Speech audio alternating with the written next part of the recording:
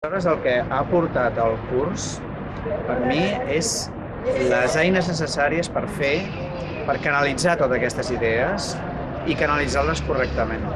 Doncs per reflexionar i pensar molt de on volem anar i pensar que una empresa no sol obrir la porta, sinó que has de tenir una reflexió molt important abans d'obrir la porta.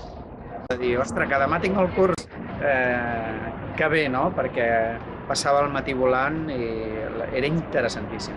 Una metodologia molt clara i a la vegada penso que és molt lògica, però a vegades, com tota la vida, el lògic és el que no mai apliquem. Una de les conseqüències del curs ha estat pensar que necessitàvem més tenir una botiga, una empresa conceptual. Com que nosaltres tenim diferents departaments, era important donar-li més concepte a cada departament.